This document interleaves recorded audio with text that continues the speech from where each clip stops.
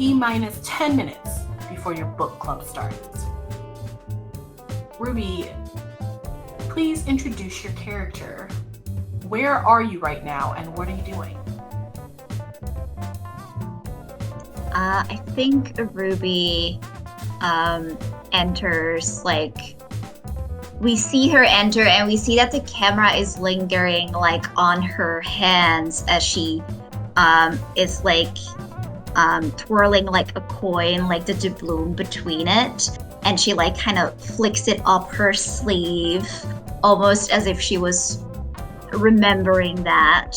And then as she flicks it up her sleeve, we see that she has a messenger bag on her, and she kind of changes the doubloon for the book that they were supposed to read. And while she's walking, she's speed reading the chapter because she might have gotten distracted this week and not fully read it. Lovely. Same question to Yvette. Where are you right now, and what are you doing? Yvette has gotten messy in her later years. She had so much discipline before, and something is resisting that. And so she's really pretty scattered, and she's in the middle of an intersection where she has spilled all of her belongings everywhere, and cars are honking and waiting for her to pick stuff up that she's just spread everywhere. Accident. And Bernice, same question. Where are you right now, and what are you doing? Bernice is already at the location they agreed to meet and has been there for 5 minutes. Great. And is very delicately writing notes in the margins of the book with a pencil, because she's not a barbarian, about things she would like to address with the group. Love this dynamic. As you are all out in your neighborhood of Brindlewood Bay, the sounds of grass being mowed, the fresh smell of fresh linen as your neighbors hang out their sheets in the summer sunshine. This is if I might be so bold, an idyllic, some might say perfect day for a book club meeting. Ruby, where are you all meeting? What's the location? I think we have found a very cute and quaint little sorry, did you say where or why? Where? Yeah, we found a very cute little bookshop that has a second floor that's mostly stock. But they have added a table and drinks, and they'll let us use the coffee machine and stuff. Basically specifically for us, because we were there so often and so long, and we had these books and kind of started reading in the store and kind of thing, and they sort of made this area for us to have this book club because they were it's fine, it's totally cool, just please don't do it in the middle of the store. Let's have an actual space for y'all. Perfect. Yvette, how long have you guys been meeting? How long has it been since your very first book club?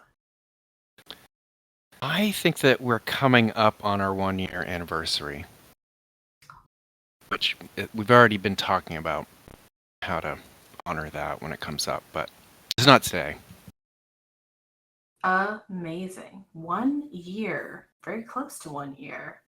So you all met a year ago, or you met sometime before but made the book club at that time, Bernice?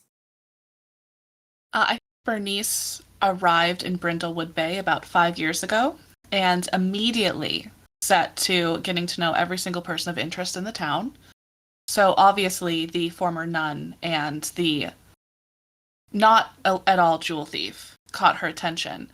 So I think she has known Ruby and Yvette for a while, but they just recently found out that they all enjoy the same kind of reading. Absolutely. I like being a person of interest. That's exactly what that sounds like. So now you all met about 5 years ago and bonded and started this book club about 1 year ago. So we'll go back to Bernice. What's your partner's name and how did they pass? His name was Robert, and he passed in a tragic boating accident on the Mediterranean. That was not at all Bernice's fault, but a lot of people thought maybe it was, which is partially why she moved to Brindleton Bay. Sorry, Brindlewood. Okay. Yeah, interesting response. What did you do for a living? She was an archaeologist. Excellent. And same question to Yvette. What was your partner's name and how did they pass? Having chosen none, I'm going to say that she had a lifelong, very close relationship with a woman named Juliette. And they did everything together, and they were co-conspirators, and they're very, very close. And that she passed. Did you ask when? How? How? Oh. I'm feeling a violent death, which is, I would say she got in a car accident and died. Hit and run, drunk driver. Mm-hmm. And what did you do for a living? Oh, I'm a nun, or was a nun. Oh yes, of course you were a killer. Okay. Since Perfect. young, Mm-hmm. in my 20s started. Okay.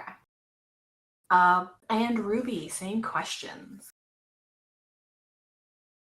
My partner was Vic, they them pronouns. They were a private investigator. Because Ruby, they had, the rivalry, and Ruby, it kind of started as a conquest, I'm gonna be in a relationship with the private investigator and they won't know that it's me that they're looking for. But then she really fell in love with them. And I think that they pass. You know what? Since everyone else is very tragic, I think it was just illness. Like a natural death, a natural cause of death. I don't think that either of them expected that, they were fully you're gonna get shot by your arch nemesis, but it was just time. Mm-hmm. Love that. Well, an archaeologist, a cat burglar, and a nun don't walk into a bar. What a fascinating friendship you three have formed. Now, this is a very interesting day. It's just a normal day, but interesting in its own way. Because when you all arrive, most likely Bernice a few minutes late, to your Murder Maven book club, you find something very interesting that has been laid on the table. So wherever you were sitting, who came early again? Bernice, was it? Yeah. Okay, wherever you were sitting, you were waiting for everyone, so you hadn't yet seen the table, I'll say. So when you all get together, you all see that there has been a book laid on the table, 3 of them actually, of the same edition. They've been put in front of the seats as if they're waiting for you all to sit down, and there is a vanilla envelope in each one. You don't really know how they got there, but that is what you all see as you come upon your book club meeting. Presents. Oh, is it your birthday? No. Oh, well, it's that not. makes sense. There is in fact one for each of us. Shall we open them? Invitations, it seems.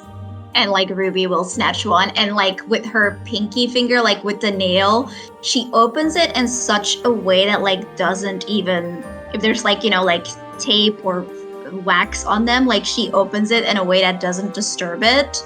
Like she's planning on resealing it, like she never opened it. She always does this. It's very strange. Fantastic. You all open up your letters eagerly, all at the same time, and that is the last thing you remember as blackness fills your vision. And almost as if no time had gone between you all meeting and this moment now, I will say, Bernice, you are standing in an unfamiliar place. The ground wet and soggy beneath your feet. The chilly air is stale and thick.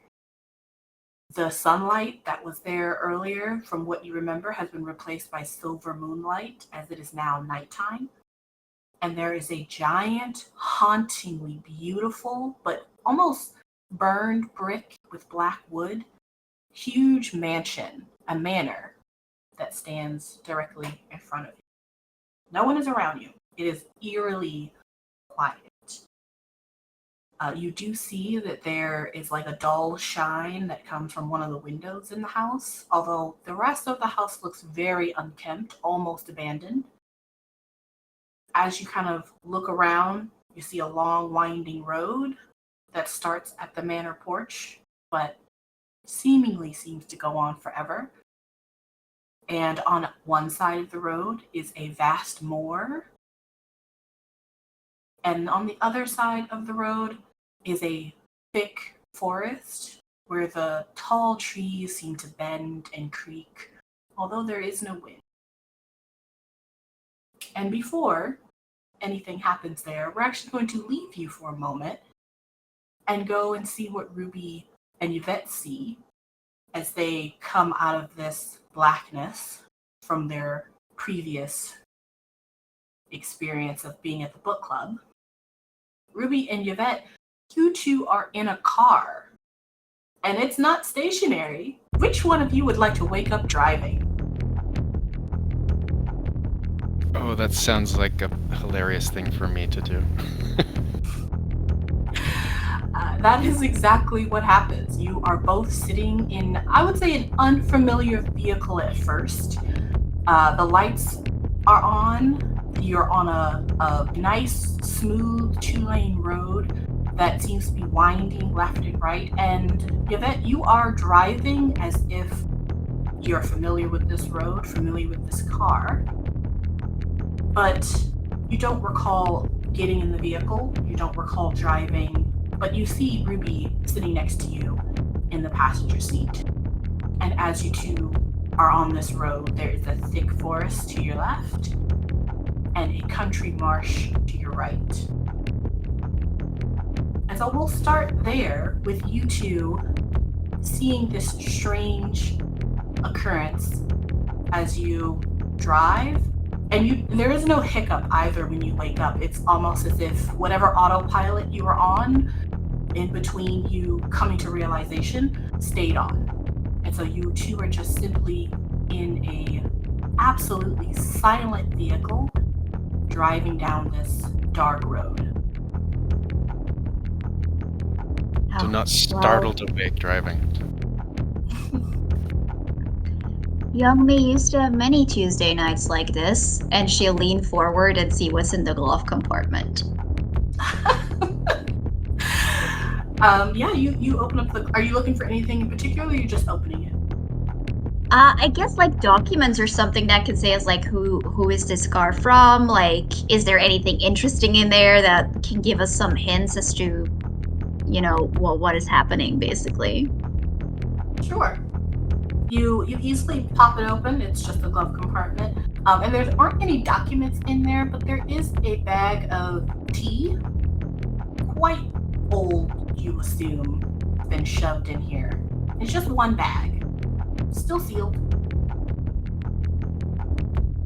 What kind of tea is it? Very important. I'm gonna say it's a black tea. Mm-hmm. Not a brand you recognize.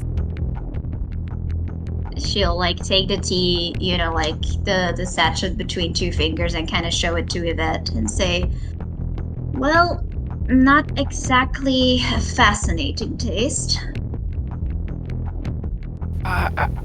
Do, do you... do- Are you... Am I dreaming, or what? Hold on. Oh, What just... hold on, and she'll pinch you. Oh. Ow!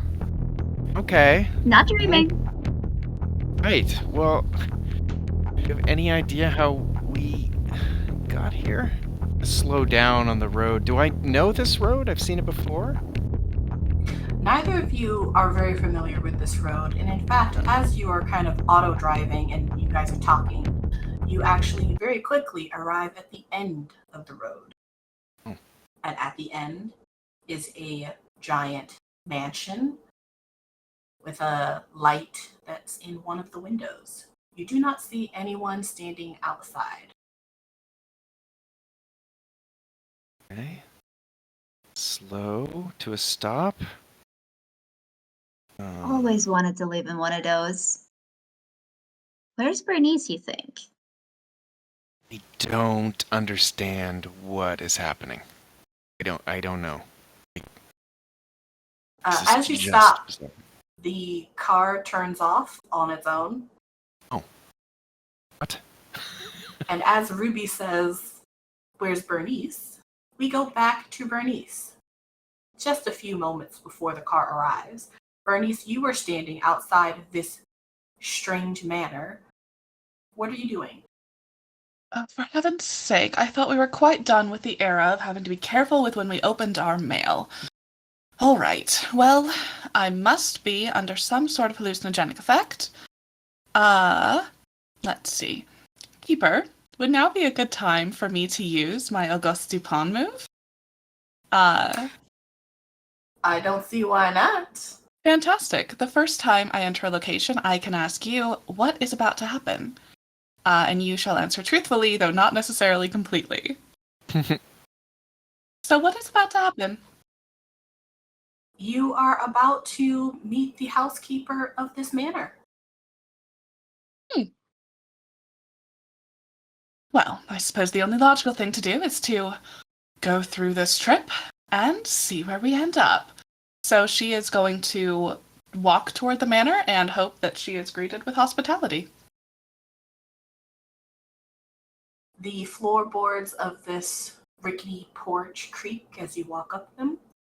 But when you get to the door, the chill that's outside does seem to subside a little bit. There is warmth coming from within as you give a good hearty knock. And about a few seconds after you knock, you can hear heels coming towards the door, and the door opens. And you indeed do see a older woman, younger than you, but probably in her mid life years. However, her hair is already graying, and it's in a low bun, and she is wearing a uniform of sorts that has a petticoat over top.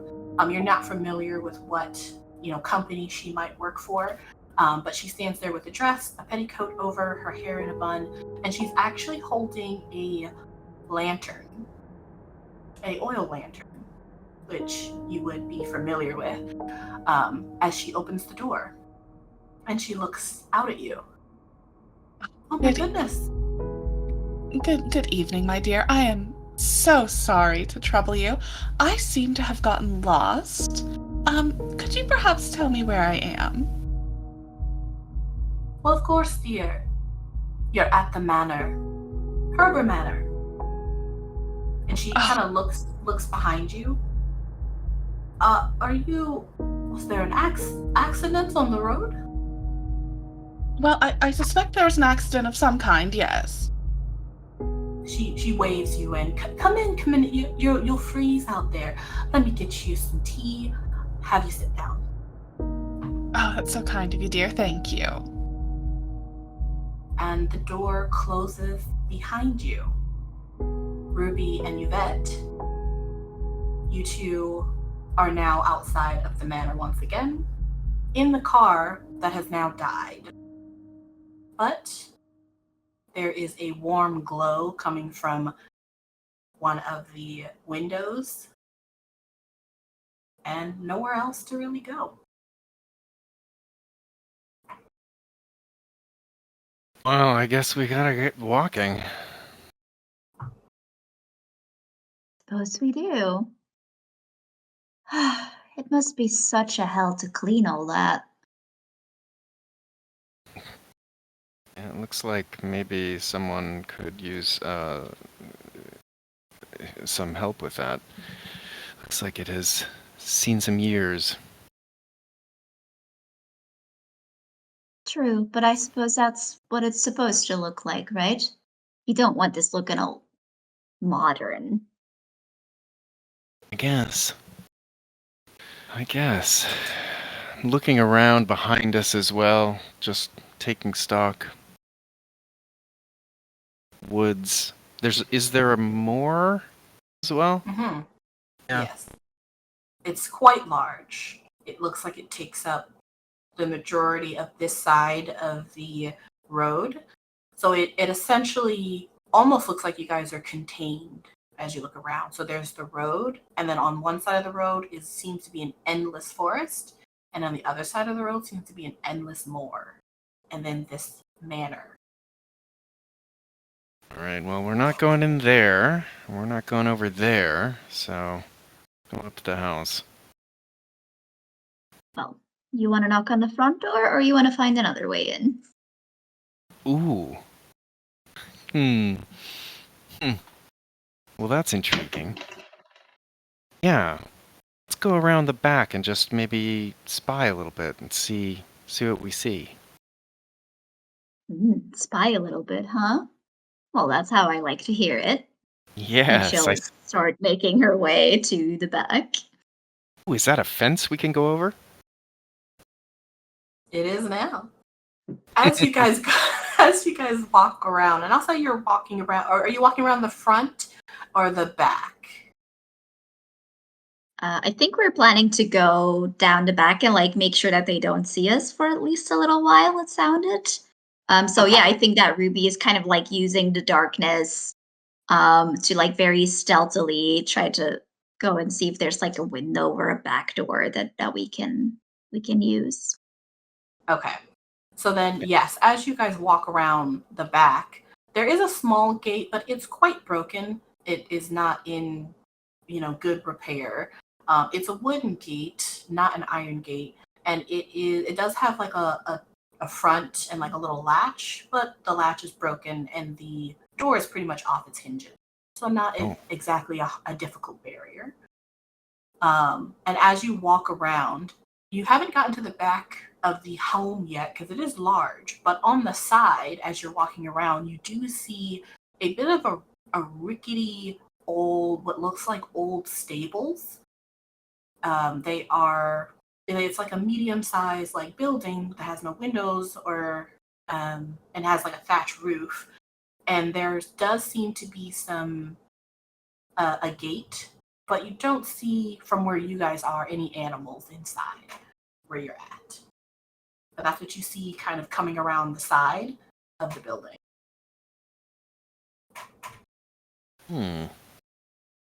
Well, I'm gonna stick my nose over in there and see what I can see. It is completely empty from what you can see, just kind of looking inside. It seems to have been, started to degrade over the time that it's been just sitting here. Highly dilapidated. The roof has caved in one part. There are no animals, and there's really no sign of an animal being here for quite some time.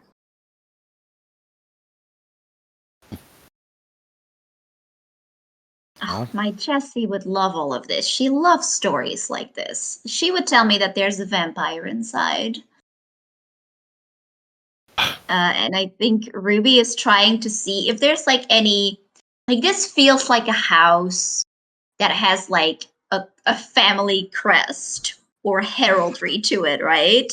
And that's definitely what her granddaughter would tell her is here. So I think she's looking for signs of Who does this house belong to?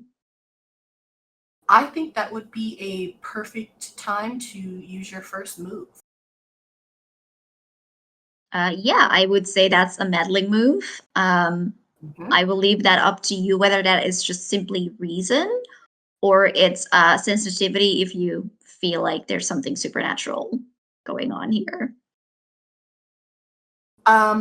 Since Yvette is looking at the stables, let me know what specifically you're wanting to look at to like get those context clues of like what this place could be or Mhm. who might be the owner.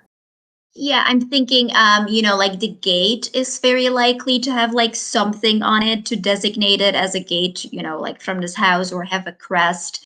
And if we can from the back, like see more from the house, then maybe, like the windows or the doors on the house, like that kind of architectural Hmm. heraldry kind of that she's looking for. Okay, excellent. Yeah, I would call that a meddling move. Go ahead and I would say that's meddling and what I'm gonna say reason. That makes sense to me. Absolutely. I'm not yet gonna use one of my items, so I'll just roll with reason. And that is an 8 total. Hmm. So, Yvette, as you sort of gaze on this strange stable that hasn't been used for a long time, Ruby, you continue to kind of walk around the house, still in sight of Yvette, but you're just trying to get a lay of the land, really looking at this strange manor.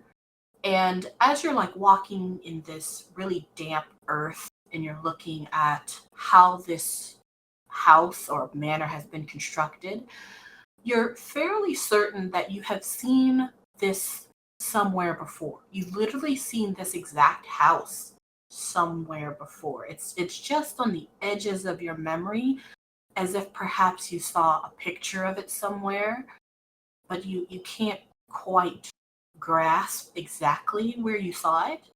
But a name does come to you, and it's Herbert.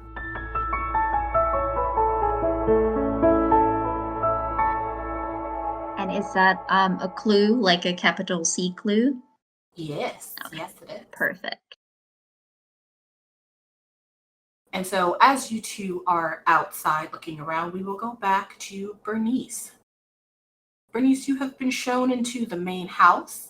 You have been led by this woman who she's kind of talking to you as she leads you down this little hallway.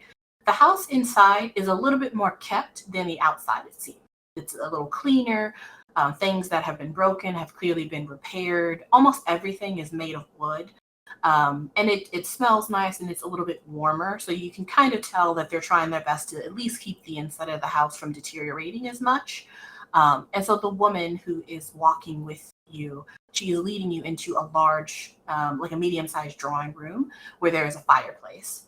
And so she puts down her little lantern and she says, "Please, darling, have a seat. I will go ahead and get you all set up here." And she starts actually putting charcoal into this charcoal fireplace and begins to light it for you. "What kind of tea do you like, darling?" Oh, you're far too kind. I trust your judgment. I've yet to meet tea that I don't like. By the way, my dear, what is your name? "Oh, I am so sorry, my manners. My name is Mrs. McIntyre. I am the head housekeeper of the Herber Manor. Have been now for 3 generations. We're very proud." Oh, that's so lovely. It's so nice to have family involved in things like this. This manor is delightful, by the way. Oh, she kind of looks around, not necessarily believing your words, but she kind of looks back at you with a slight smile. "Well, we're trying to keep it up. It's very large, and there's a small staff, a small intimate staff." And she kind of looks down. "I'm going to get you that tea. Have a seat, please. If you need anything, feel free to call for me. There's another housekeeper around.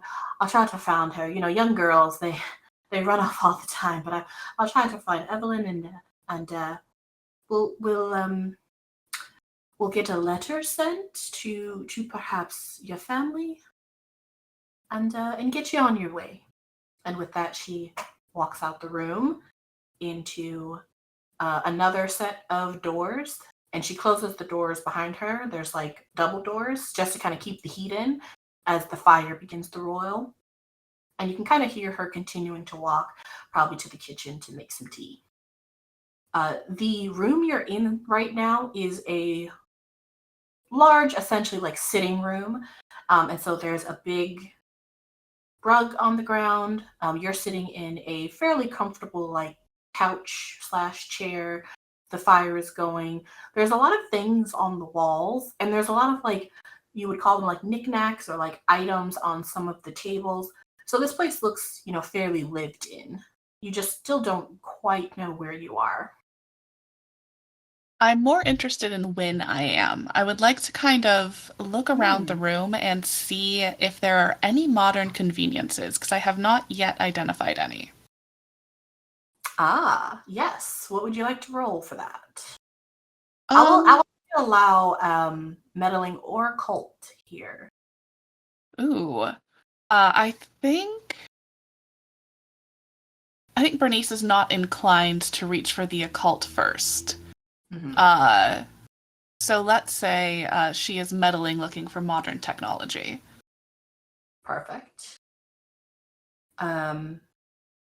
And so I think reason also works here. However, as an archaeologist, and I'm assuming you've done some extensive work here in Brindlewood Bay, so we'll also let you roll this with advantage. Ooh. So that will be 3d6, yes? And then choose the highest one? Is that how advantage works? I'm not sure. That's how it works in Monster of the Week. Yeah. So I assume. Yeah, 3 dice. Yeah. You roll 3d6 and take the two highest. Yeah, the two Fantastic. highest. There we go. I failed to do so with the prompts. It's roll, but then you have to press over. Oh, to get in the message box. Yes, I see.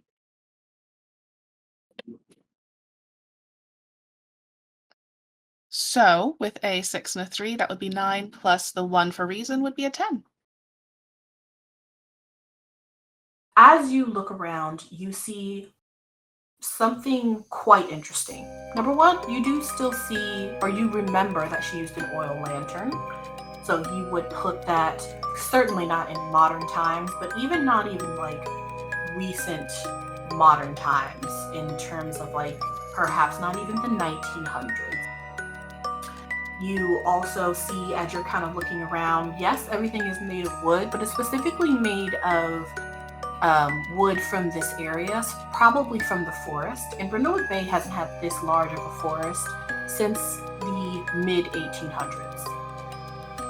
And then you'll also notice that as the fire kind of lights up and it creates a glow and you can really see the rest of this room, there is a painting on the wall, large. And it's very interesting because it's clearly an oil painting, very old and unframed, but not yet deteriorated. However, it is a framed photo of a large ship, specifically like not a pirate ship, but it's probably most likely a whaling ship.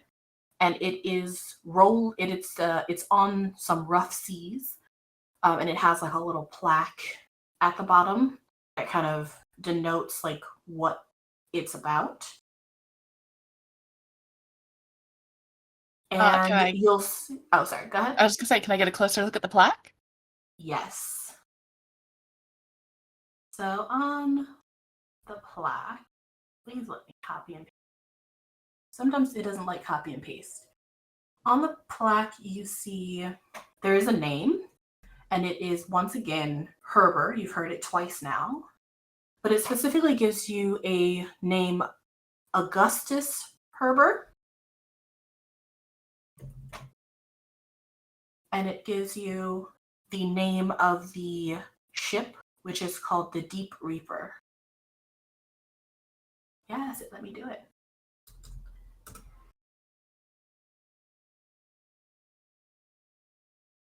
Does the ship name or the name of Augustus sound at all familiar to me?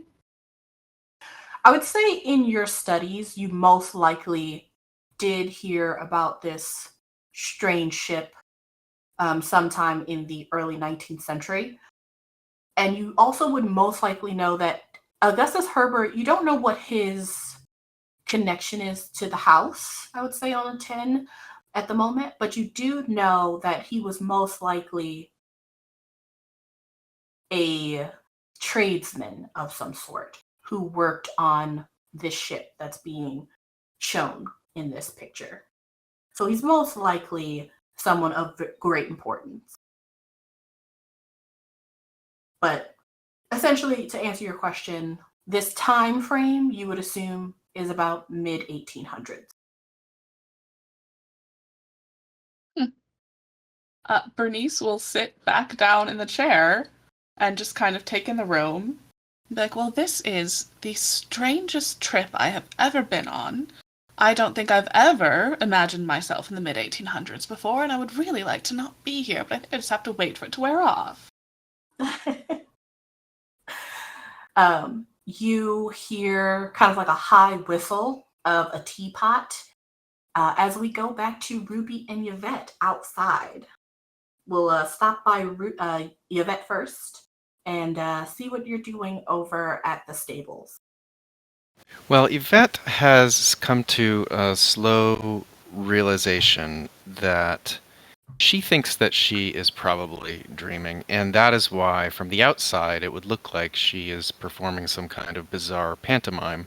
What she's in fact doing is she's lucid dreamed before, and one of her favorite things to do is to try to fly when that happens. So she is trying, and it's always different each time she finds herself lucid dreaming. Sometimes it's like swimming in the air. So you see her kind of swimming, doing a little dance, and then that's not working. So then she pulls on an invisible rope, trying to get up into the sky. And then the last one, she jumps and tries to miss the ground. I'm assuming she probably does hit the ground. And because she's covered in bracelets and angles and jangles, she sounds like a cat with a bell on. Interesting. So you do this, are you trying to evoke something in particular, or? Well, I'm dreaming, so I should be able to fly. If I know I'm dreaming, I should be able to just fly. So you're just standing Trying next to to the fly. stable trying to fly. Yeah. Yes, you do not fly. Okay. Well, I'm getting kind of excited now because it means I can. Maybe that'll come later, but it seems like I could really kind of stretch my wings, so to speak. And now I just want to climb something. So I'm looking at the mansion and seeing if there's any lattice or vines or something where I could get up to a second floor, which is I love to do that, and see if I can get in an upstairs window. Okay.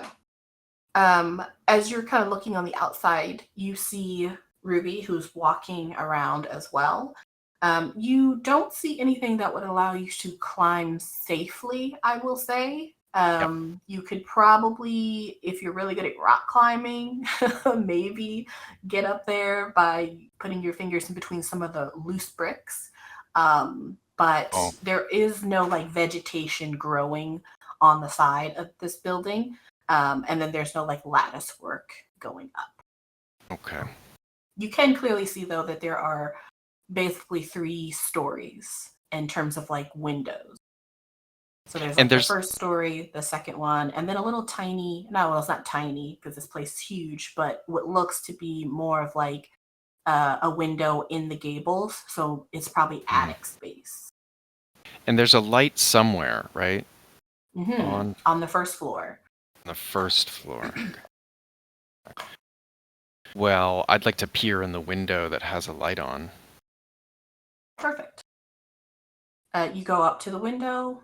It's quite tall because the first floor is technically actually not on like the first floor because there was a porch. So it is a little bit tall, but you are able to just peek in. And I'll say where are you? You're on the side of the building. Yeah, if you're on the side of the building looking on the first floor, that window would most likely be the sitting room. And so you see a roaring coal fire and Bernice sitting there. Hmm.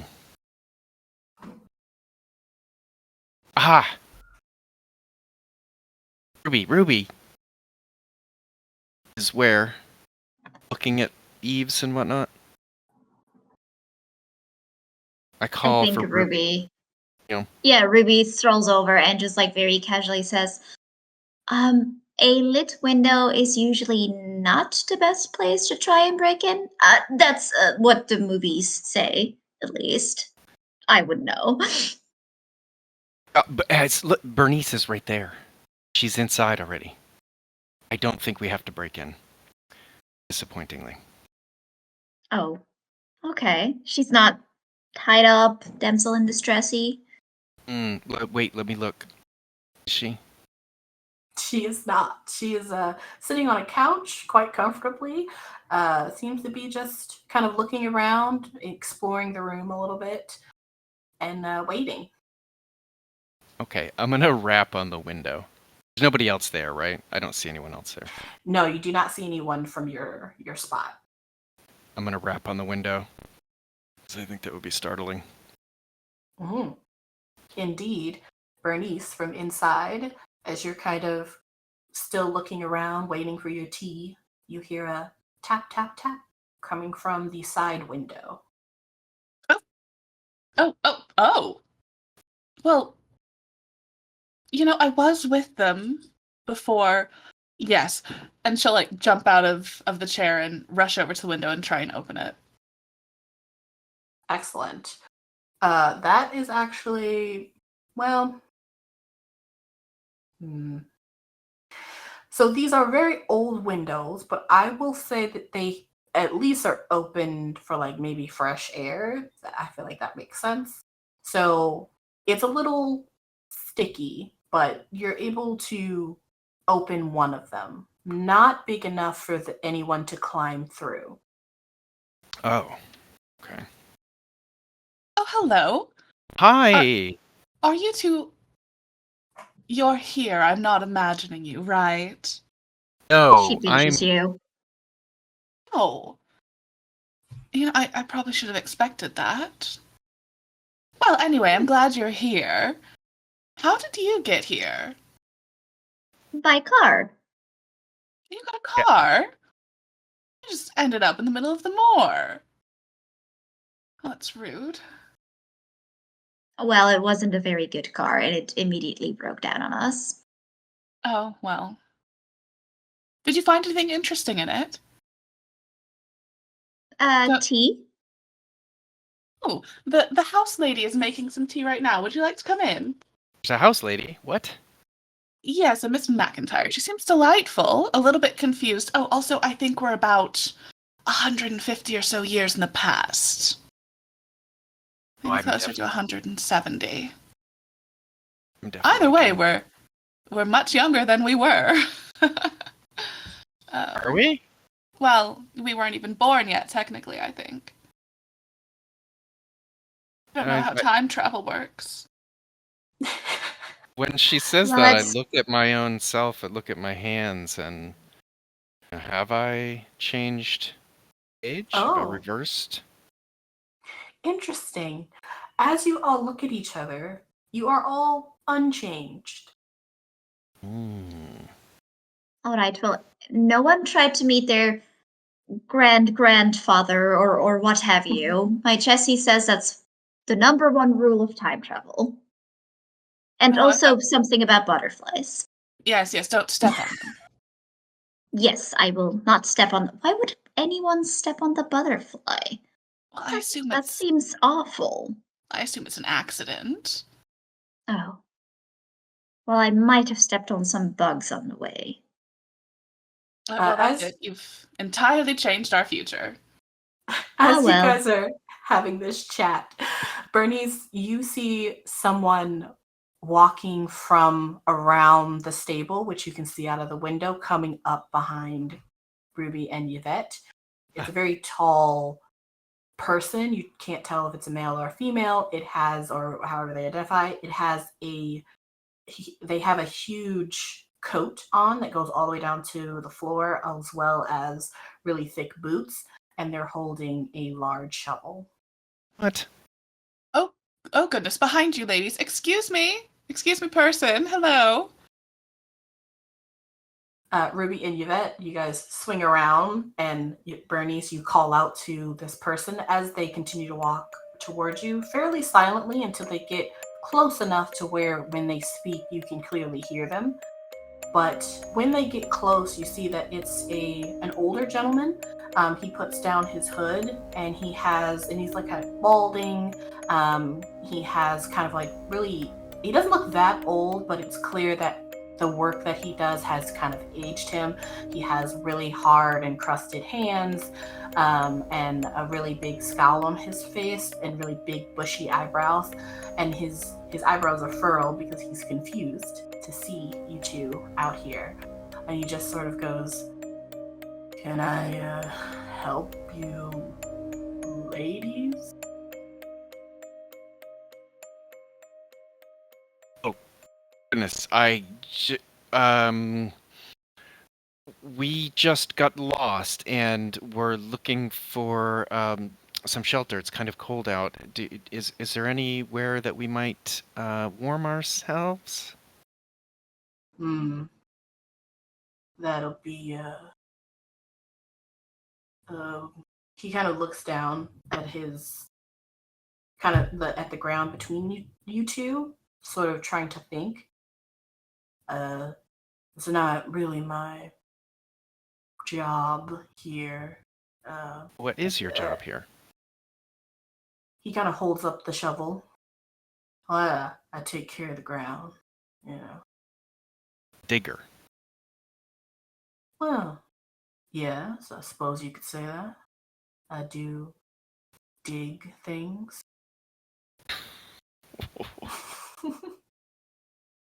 Ruby leans like closer to Yvette and says, "My Jesse would say that's definitely because he's digging up corpses or burying them."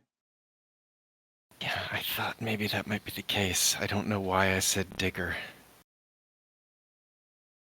Very ominous thing to say. And then like she'll turn to the person and just like smile brightly and say, "Well, my friend here was saying that she was getting some tea. Would you perhaps mind opening the door for us so we could get some tea as well?"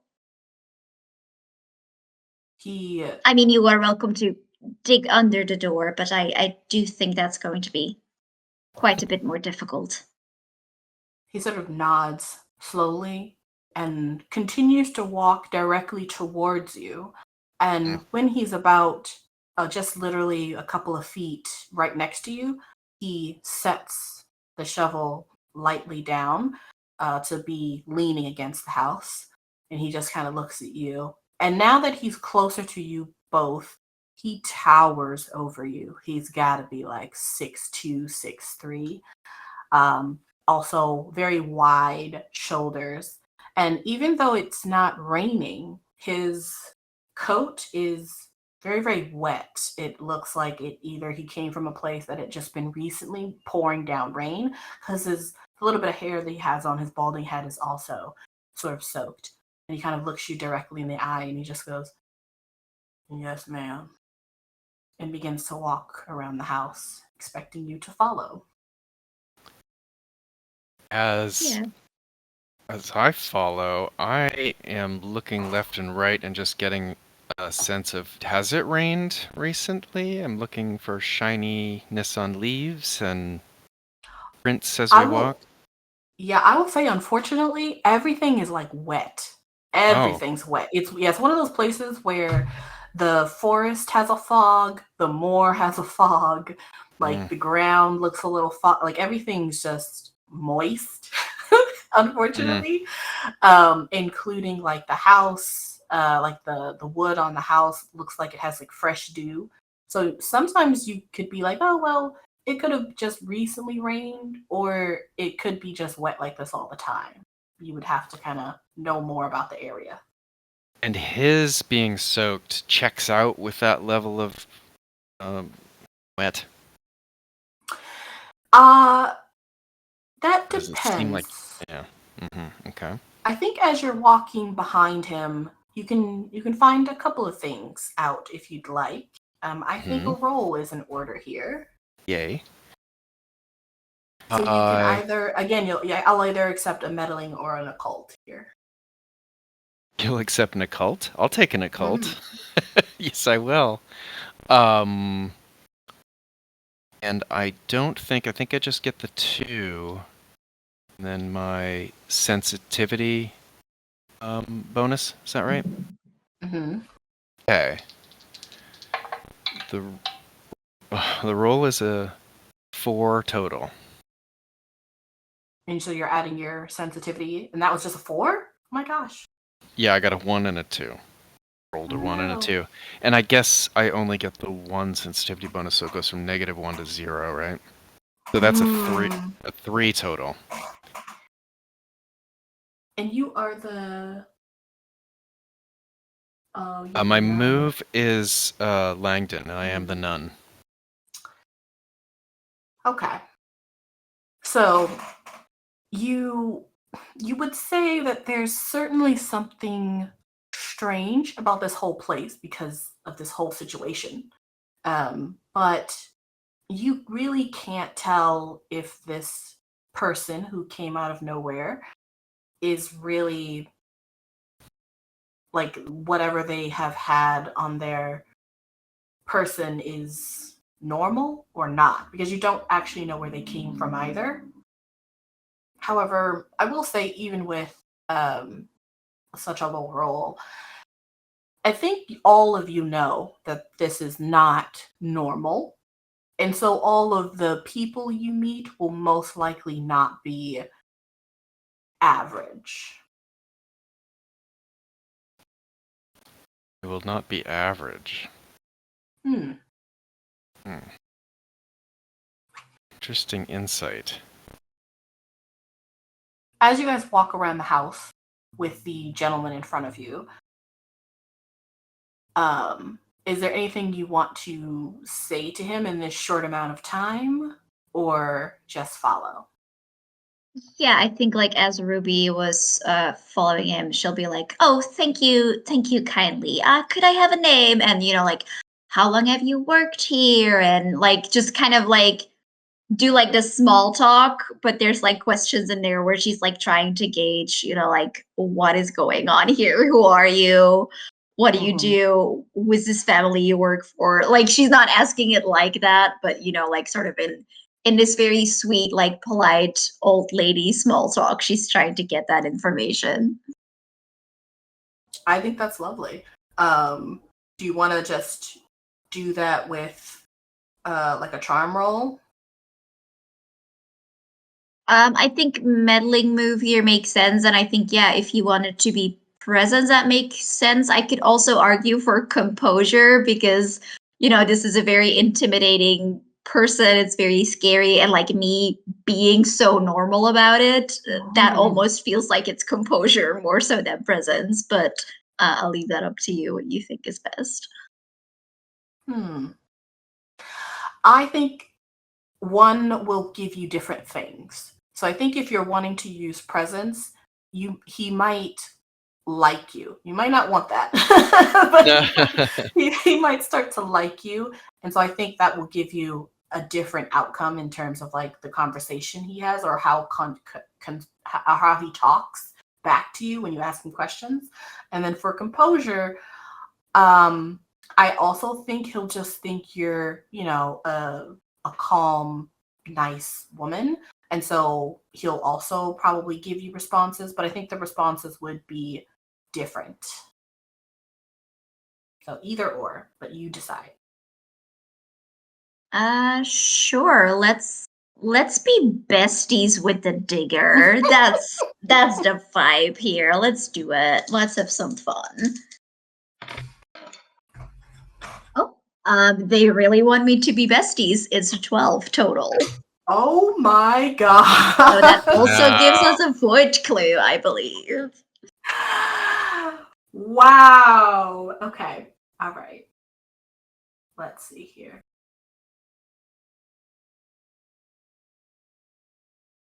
Okay. As you walk around and you are giving him, are these like quick fire questions? Or are you waiting for him to answer before you give like the next question? Um, I think it's a little bit of a combination of both. You know, like it's that I am interested, but also there's like so much so that you can sort of pick and choose what you're answering. And it looks like that's to be polite and like not put him too much on the spot, but like Ruby is kind of taking stock of like what are you saying and perhaps more importantly, what are you not saying? Mm-hmm. Excellent. Okay. You are walking and he's directly in front of you. And every time he answers, he just slightly looks back, just backing down. And he's a slow mover. So you guys are walking around the house, but even you guys could probably outrun this guy, to be honest. He's walking very slow. He was walking slow when you first saw him as well. But he also speaks slow, and it also takes him a while to articulate his thoughts, it seems. So you notice that right off the bat as he converses with you, as you guys walk all the way around back to the side of the house, back to the front, up the stairs, through the door. So this should be a short walk, but it's turning into a bit of a marathon because he's quite slow. But as you ask him the first question, what was your first question again? Just his name? Yeah, like his name and how long he has worked here, like just the very general, like small talk questions. Yes. He simply kind of looks back at you and he just goes, Ivan. And that's the first thing he says. And then every time you ask him a question, he gives you your answer, essentially, with that high roll. So that first question, his name is Ivan. He is the caretaker, and he just explains that as I take care of the grounds based on, and he tells you Mr. Herber's, what's the word? Directions. So, in that very interesting conversation, you do learn that Augustus Herber is the owner of the property. You also obviously learn that Ivan is the caretaker. And I'll say that every time he looks down at you, you get a better glimpse of strange things about him.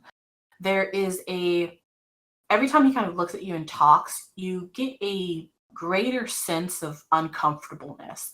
Like there's a rock hitting the bottom of your stomach every time you kind of interact with him. Unfortunately, the more you interact with him, the more he looks at you because he's starting to have some sort of endearment towards you. And you even see him as you guys are walking up the stairs. You even see him kind of smile at you, but his mouth is thin and lips are obviously very dry. But also he's not missing teeth, but some of his top teeth are like jagged, as if they've been broken and then not fixed. You can also kind of see that his gums, when he smiles at you, are black. It's extremely unsettling and it kind of makes you feel like something's even more wrong about this place.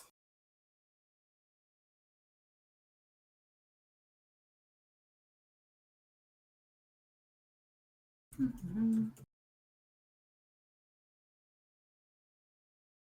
And as he kind of walks you guys into the door, this will be kind of your last chance to look around, converse with him before you're all in the house. So, anything else we'd like to do?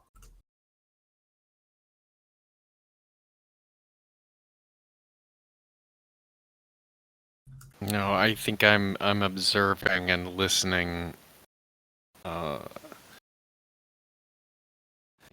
just kind of assessing this guy as Ruby bonds with the digger. Ivan the digger. He prefers to be categorized as the caretaker. Right. I named him Digger, right? Yeah. So you are all now in the house. You also all notice that he opens the door for you, but he does not step inside. He stands on the porch and he sort of, puts his head down and waves you in. But before you go in, he would like to extend his hand to you, Ruby. Oh. Yeah, Ruby will take his hand. He grabs it and kisses your hand lightly. It was a pleasure, ma'am. She'll like do the little, oh, you movement, and she'll like give him a big smile and says, "Oh, that's entirely likewise, Ivan." He flips up his hood and begins to descend the stairs as the door closes behind both of you. You all can kind of hear a high whistle of a Tico going off at this point, and Ruby and Yvette, you both see a woman coming towards you from one of the areas of the house. You're not sure where. She's holding a big silver tray. Clearly, she's bust out the fine china. They probably rarely get guests. And she has a whole little spread of tea, but only for one person. And she kind of comes around the corner. She is not the same woman that Bernice has seen so far. This is a young woman. She looks to be about in her mid-20s, maybe early 20s. She is wearing a very similar kind of like black dress that goes all the way down to the floor, and black shoes and a petticoat over top. And she sort of stops as she kind of comes to you two, and she goes, hello? Hello? I don't. And she's kind of looking around, very confused, and almost as if she needs some guidance before she continues to speak to you.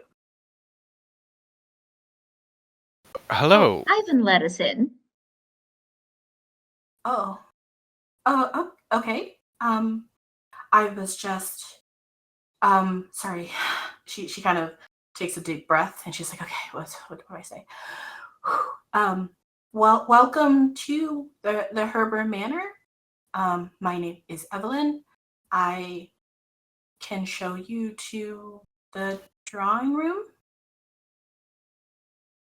And she just stands there super awkward, hoping that you'll respond with a yes, because that's probably all she has memorized her responses for.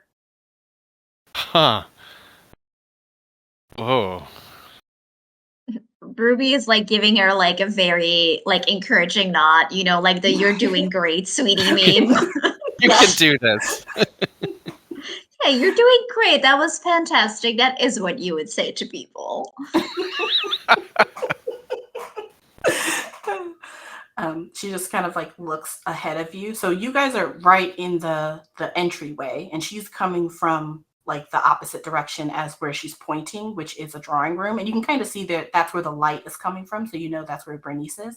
And she just goes, oh, right this way. And she quickly walks past you. And you are all led into the drawing room. And you meet up with Bernice, who is sitting there, and Evelyn sets down the tea in front of her as you all are back together again. Well, that was an adventure. Yes, after a little adventure. I was wondering if you'd walked around the entire house. It took you a while. Slowing down, my dear. Like we took a couple of laps out there. Oh, we made a new friend. Oh, the tall fellow. Yes, quite a lovely fellow. Delightful.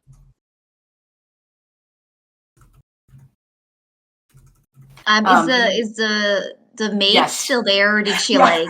Oh yes, She's still standing there Okay. Yeah. awkwardly, not sure how to interrupt you and ask if Mhm. you'd like some tea. So she's just Yeah, sort I of, think like Ruby like turns to her and says like, "Would you be a dear and get us some more tea, darling?" oh, yes, yes, of course. Okay, all right, yes. And she And quickly, again, like with the very like you're doing great, sweetie nod. she quickly turns around and heads off. And you all are now in this drawing room alone. So, just to be clear, we were all meeting for books, and then we got envelopes and we opened them and we're here, right? Like Yes. that happened to all of us. I see, I see. I thought it was just me. It still could be just me. Oh, like this is a lucid dream for you, and we're all here, but we're actually figments of your imagination. Yes.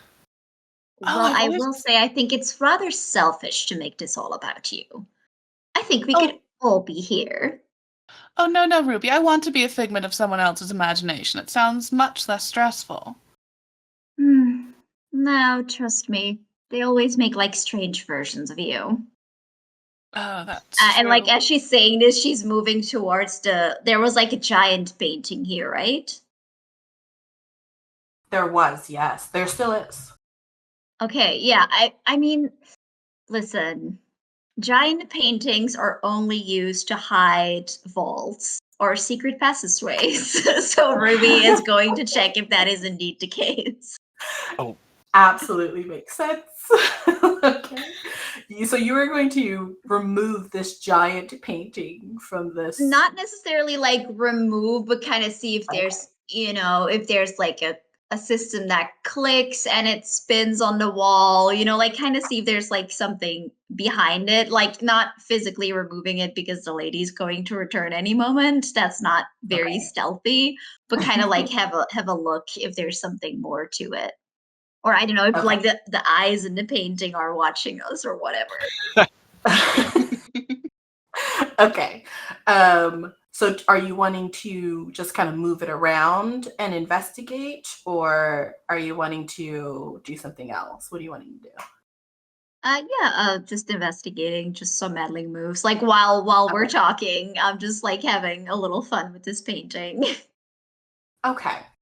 As you do this, what's the worst that could happen if mm, you try to meddle with this large painting above the fireplace? hmm Um, yeah, I mean that there was indeed someone like looking at us, and totally saw Ruby do this, and now like oh, she's a threat. We need to take her out. Mm, okay. Oh, it'll be worse than that. There will 100% be someone, a whole person behind this painting. And they will indeed try to murder you. oh, Absolutely love that. Love that for them. Um, Can I use from my cozy little place? Can I use a secret attic full of loot, sort of in the sense where, Mm, like, I have a secret passageway, right? Like, I know how it mhm, works, and because of that knowledge, like, I can better approach this painting in like a quick and stealthy way, and mhm. like kind of see what's up with it. Absolutely. That sounds lovely. Okay, I will mark that and then roll 3 dice, take the two highest. Um, would you say this is with composure, reason, sensitivity? I think probably composure, seeing as how this is a rather large painting, so you'll have to do some sort of finessing, but you Mhm. have done this your whole life, so you should be able to do it well, as long as you keep Absolutely. yourself together. Um, okay, well, that's a 3, a 4, and a 6. So I'll take the 6 and a 4 for a 10, and I have 2 reason, so another 12. oh. Wow. All right. Let's see. Painting. Made friends with the person behind the painting. Everybody's Ruby's bestie. That's the whole game. It's just Ruby making friends. Like a Pied Piper just collecting NPCs. Yeah. Yvette This and is Bernice having like a brain cell that's like, this is not normal. And Ruby just like, I want to be besties with everyone though. this There's one is in what every group. happens. You are able to lift the painting just to kind of look behind it, see if anything's there, anything's looking back out at you, any weird holes in the wall. And it is completely flat. There's nothing behind it. It looks like a totally normal wall. However, the painting is actually quite lighter than you expected. In fact, I would argue to say your paintings, particularly your old paintings. This is definitely quite light for a old oil painting that's supposed to be framed in this beautiful old house. And so as you pick it up, expecting it to be heavier, at least the frame that looks like it's gold, as you lift it up, it actually comes off the wall, falls, and falls pretty much into the fire, almost catching. And two things happen simultaneously as this happens. Number one, the fire begins to burn the painting and it begins to change what's on the painting in front of your eyes. And Whoa. Two, a clock, a grandfather clock none of you noticed that was ever in the room begins to chime. Those large, like loud chiming noises, like ding, dong, and it's kind of directly behind you guys on one of the walls. None of you ever noticed that was there before. You could probably swear that it wasn't, especially if you looked at the room beforehand. So two of those things happen at once. And as the fire is consuming this painting and changing what's on the painting, instead of this really interesting and intricate whaling boat that's on these beautiful, like, dark seas, it turns into a strange jet black, almost shiny obsidian. You would say it's like maybe a giant octopus or squid, some sort of tentacled monster.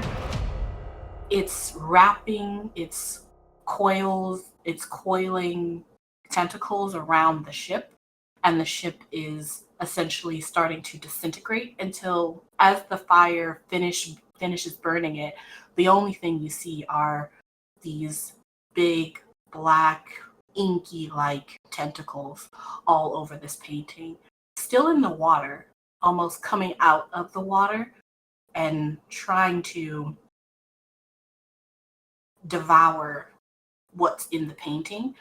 And as the ship disintegrates, you also notice that these tentacles almost seem to leave the painting and come for you.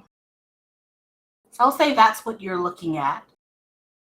And I'll also say that the clock in the tower, or not the clock in the tower, but the clock that's on the wall, it is chiming for 1 a.m. in the morning. Are the okay. Is the fire still going? Did it go out? It's sort of... If you'd like to put it out, you can, but it is Yes. still going. Oh, I'm Okay. throwing my skirts on it to tamp them out. Yes. Okay. Yeah, you're able to save a good amount of it, and it still looks the same. Still looks like this strange black tentacle creature in the water. Does the burn? It looks burned. Are we in trouble? Mm-hmm. Oh yeah, it looks Right. horribly burnt. Mm-hmm. Oh, quick, we'll just put it under the couch. They'll never notice. Let's just Hide the let's just giant put it painting. back. Maybe she won't notice then.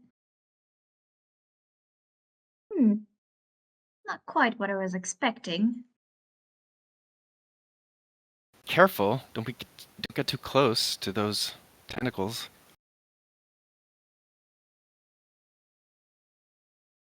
Ruby just gives you a look like, what? Do you not see them? Yeah, I see the tentacles, but they're painting. Wait, did everyone see them move? Did you see the painting change? No? I am the one who's dreaming. I'm the one. Well, I mean, yes, it is probably you. You have a very vivid imagination, but honestly, there are plenty of painting techniques. Have you seen those hidden eye pictures where you can move it in a different way and it looks like the eyes are following you? It's kind of like that, I imagine. I don't Lemon think Finn juice. does that. Oh, or that, yes. As you all are having this conversation, someone walks back into the drawing room. It is Mrs. McIntyre. She kind of sees you all looking over at the ground, at the painting that you've kind of stomped out. And she sort of looks at you all, and then looks at the painting, and then looks at you all. Is everything all right? I will tell you now, she looks stoic. Not surprised. Almost as if she is unimpressed by what's going on here. Her hands are firmly clasped in front of her, and she sort of looks blankly at all three of you. Yes, dear, everything's fine. As you can see, my friends have joined us. Thank your groundskeeper, Ivan, for letting them in. And I believe you said Evelyn was her name. She's gotten some more tea. We're doing very well, dear. Thank you for checking. That painting, it's been burned before. It will regrow. Just give it a moment. And with that, she just turns and walks away. Is the painting a clue? Yes. Okay.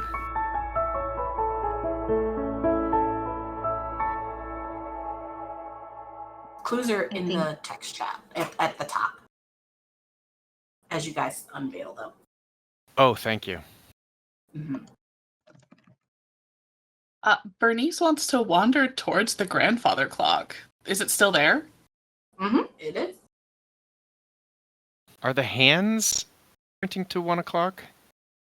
Yes. Look away and look back. Are they still pointing to 1 o'clock? Mm-hmm. Yep. Ah, that's what they say in lucid dreaming, that if you're dreaming that no timepieces will ever say the same time twice. I'm more interested in how you manifested the clock. I swear, it wasn't here before. I looked through this room thoroughly. It was not here. Okay, I create another clock. You create another clock. I try to create another clock, testing the theory. Mm-hmm. You stand there, look at the clock, and try to recreate one to stand right next to it, and nothing happens. I'm really straining. Mm-hmm. No. Yeah. You guys see her really straining. No, I'm not creating any more clocks. And the time is still 1 o'clock. Oh, that could be that I am in one of your dreams. Everyone look away and then look back at the clock and tell me what time it is. Bernice will do that. Ruby will also do that, and like while she's reading, I assume the same time, but full confidence, she'll say 7 p.m. You both look away, look back at the clock, still 1 a.m. Oh, I still see 1. Ruby, you see 7? Yes. Oh, now I see 8.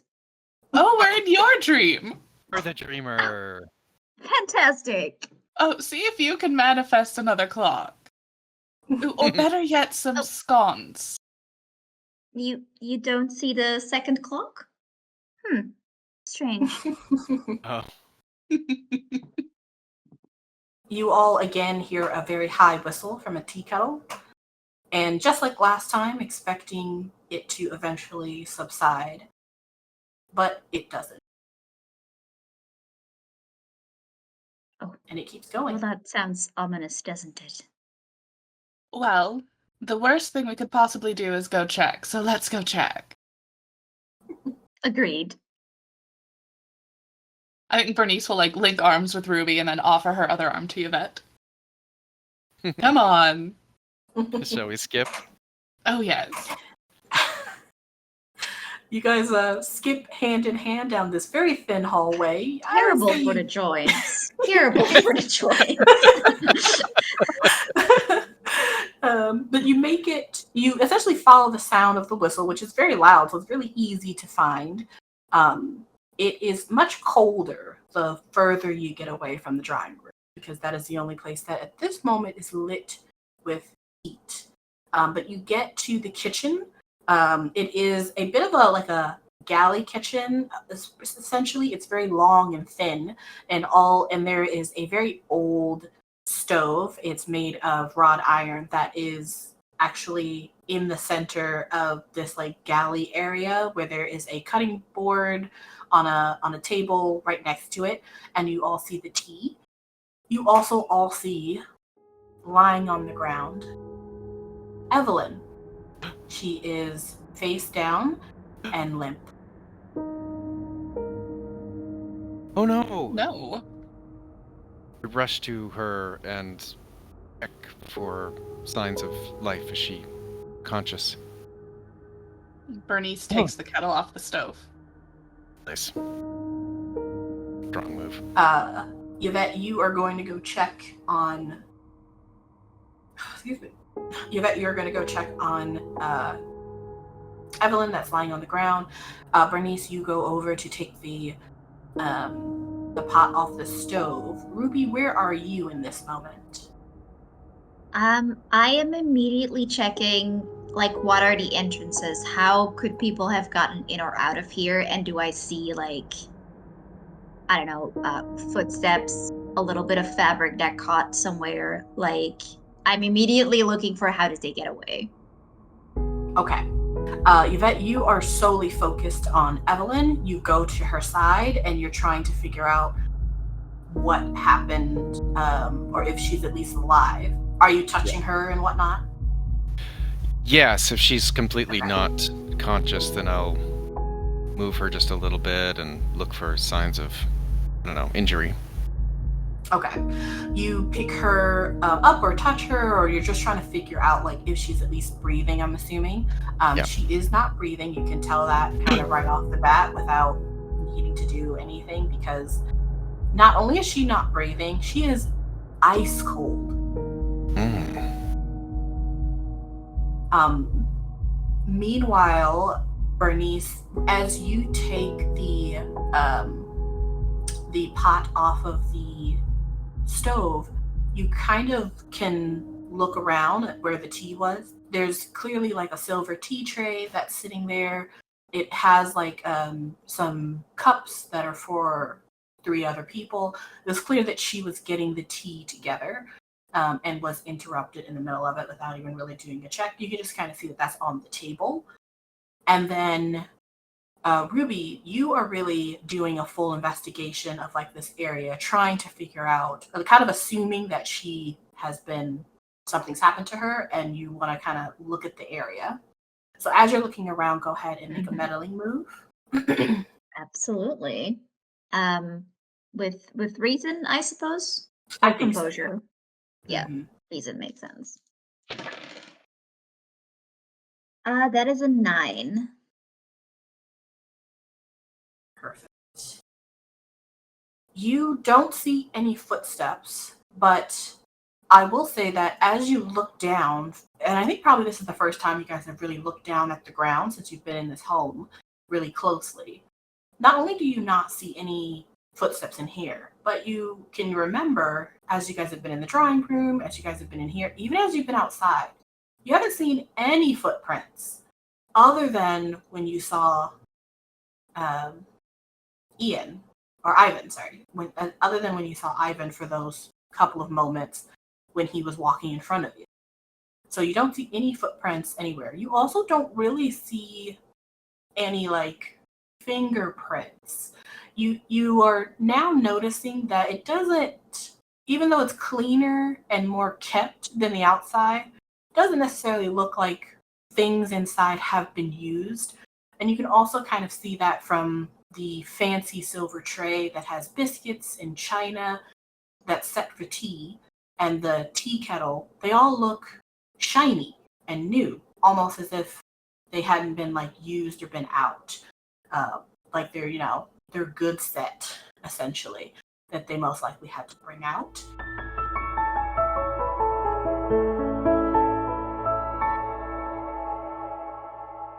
You also can kind of tell that because this is a long kitchen, there is a door, and you can see it because it's directly in front of you.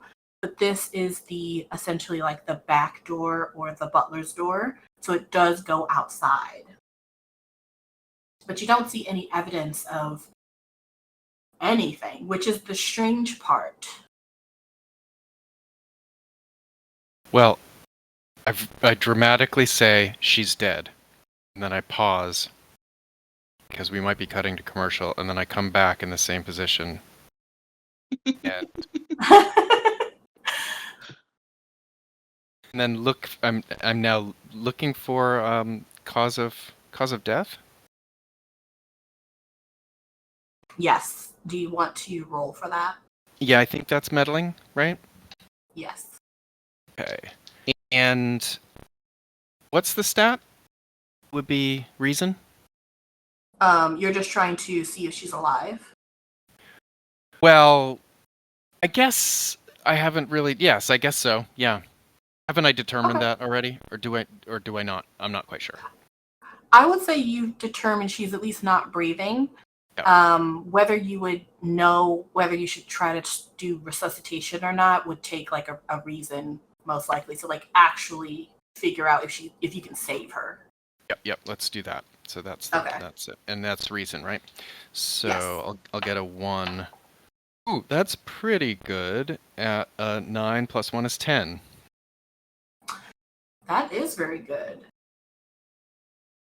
You realize that yes, she is no longer living. However, you also can kind of see that she has what you think is blood coming out of her mouth. It's very dark, though, almost black. You also notice as you're holding her that she has an oven mitt that she's holding, but she doesn't look like she like died in pain. Her face is flat, almost peaceful. Wow.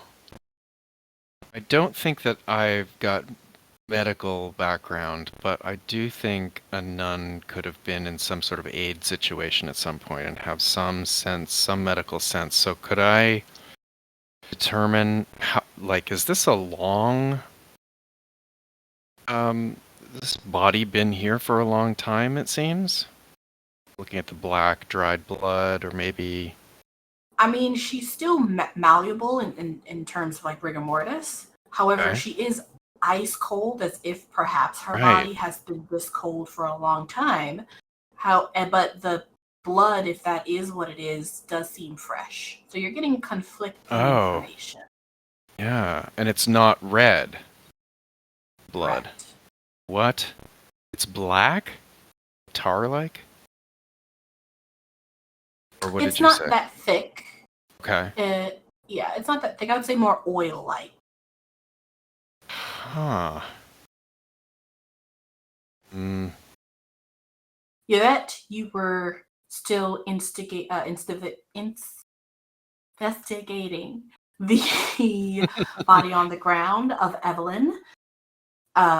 Ruby, you were taking in the entire scene, trying to figure out exactly what happened. And Bernice, you were right next to the tea kettle and the tea that was being made.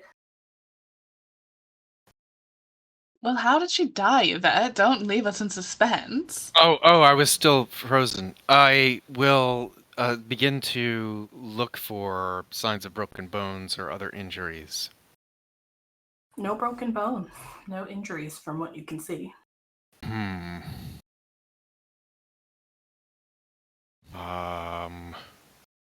I don't know. Maybe she's very cold. This does not feel like the woman who was serving tea a moment ago. Come, feel.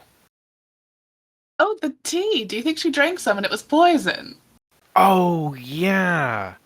Is there a vessel somewhere with tea? Oh, yes, it's right next to Bernice. Does it look like anyone's been having any in here? They haven't been drinking it, no, they've just been making it. You do see your cup, though, that they brought back after you had drunk your tea. Oh no, I had some. Maybe I'm going to die. How do you feel? What's your temperature? I I don't feel any different than usual. I think I'm a little bit chillier than I was in the other room, but there's no fire in here. Do you think I'm going to die? It's I possible. I'm I think sure I'm too young to die. Not in my dreams, he won't. Don't you worry about that. Oh, thank you, dear. That does make me feel better. Have you had any encounters, Bernice, with oil recently Like in your cooking life? oil or Oh, sorry, I meant Ruby, Dreamer.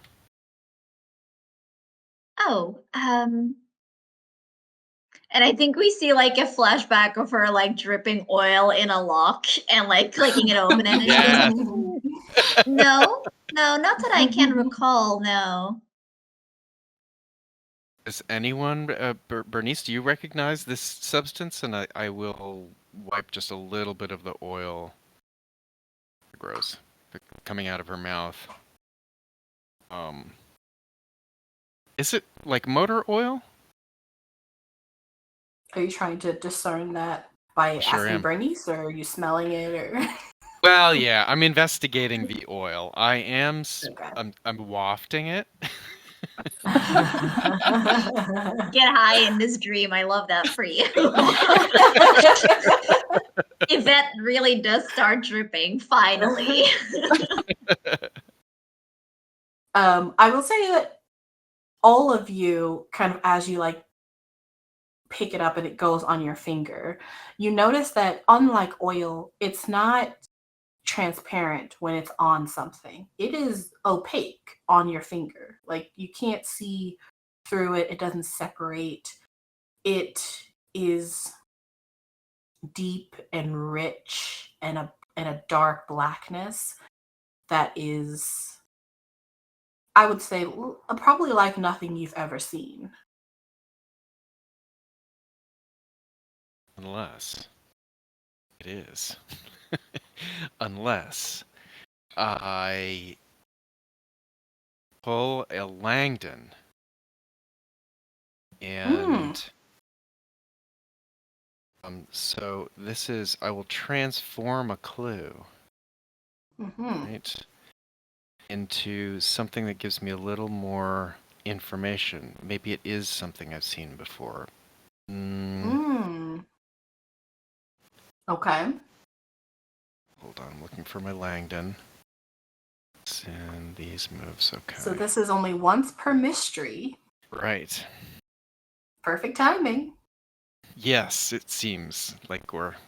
So you're changing this into a void clue. Yeah. Okay. So can I describe? I mean, stop me if it's too... So I think it's moving.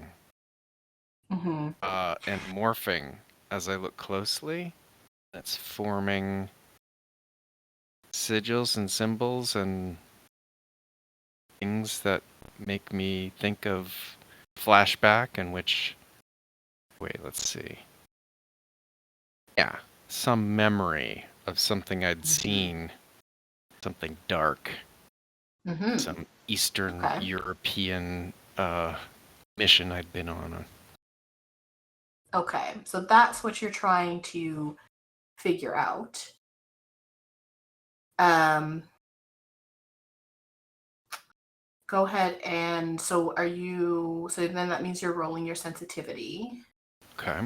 with advantage. With advantage, Which is fantastic. do you double advantages? I don't think you do. No, wait, no, you only didn't. Only one Okay. would count. Okay.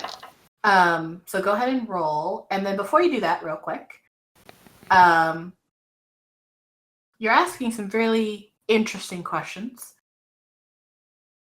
If this thing actually is some sort of dark, occult, perhaps even something that could move on its own, what's the worst that could happen in this situation if you are correct? Well, I sure hope that it doesn't infect me and move into my veins and start to occupy my entire vascular system. That is pretty bad.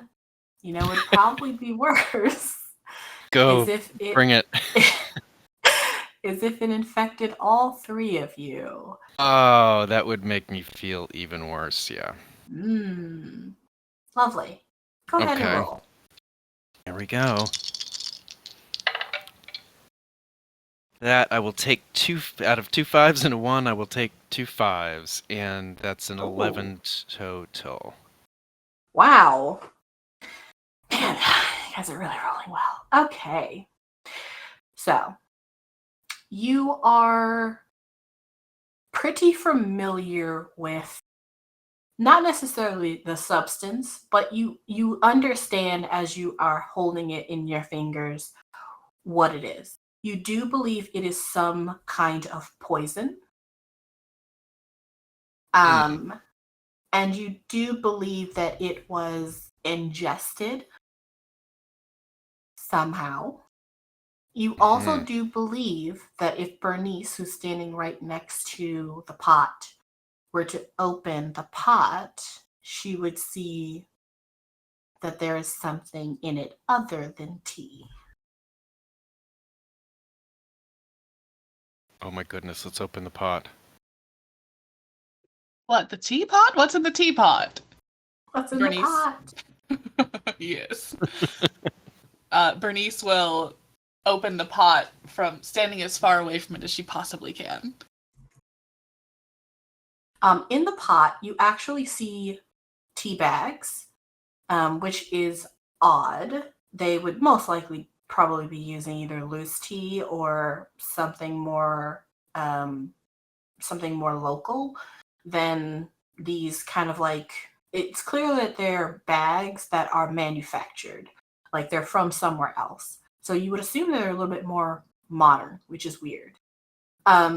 So you see there are tea bags in there, but you also see that there's a lump of something. It's kind of bobbing in the water, and it's boiling hot at this point. But it's hard to see because it's fairly like not very well lit in here. But also, this little lump is black, and the tea is black tea.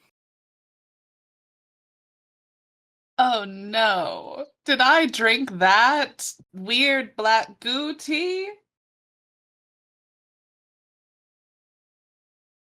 Uh-oh. All right, well, fine. I hate your dreams, Ruby. And she's gonna go over to the She sink. gives like an offended look, even though it's like not her dream at all. She's gonna go over to the sink and try and stop it, so like whatever the little thing is won't go down the drain, and then she's gonna pour the pot out. Yes, you can certainly do that. Yvette and Ruby, are you doing anything different or joining Bernice? Grabbing a kitchen knife.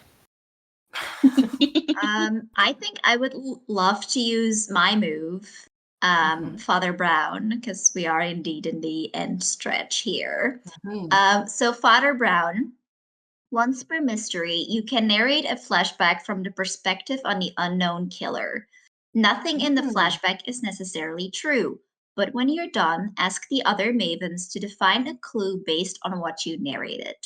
The clue cannot conclusively solve the mystery by itself. So we Wonderful. see as we sort of move to the sink and like this black thing is like going down, we see like the screen go completely black, and we hear the engine of a car that's like turned on. We see again the swamp, the forest. In the distance, the mansion is looming. A hand reaches out for the glove compartment. In it are a dozen or so identical, perfect tea bags. The hand grabs one, holds it closer. We do not see who it is, like it's a first-person kind of view, but they hold it closer, seemingly as to inspect it. They do this for all of the dozen tea bags, and one of them isn't quite sealed perfectly. We can tell that it has been opened before, probably to change it in some way. That tea bag is tossed back into the glove compartment. It snaps closed with a trained flick of the wrist, black gloves as the other ones go into a bag.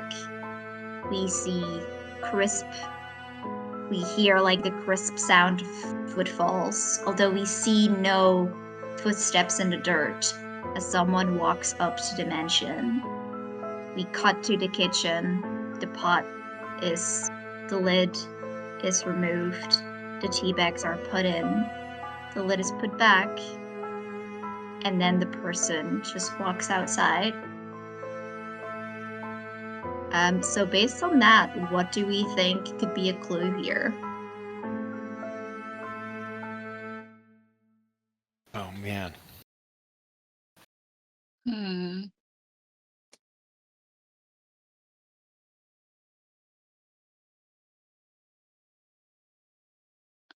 I think maybe we could catch just a brief glimpse of maybe a watch when the hand is reaching into the glove compartment, and maybe there's something on the watch that can point us in the right direction. Oh, I like that. Like maybe it's like an intricate, like an ornately decorated watch or something. Like it has like a strange design to it. Mm-hmm. You know, something like that. I like that. That's very cool as a clue. Mm-hmm.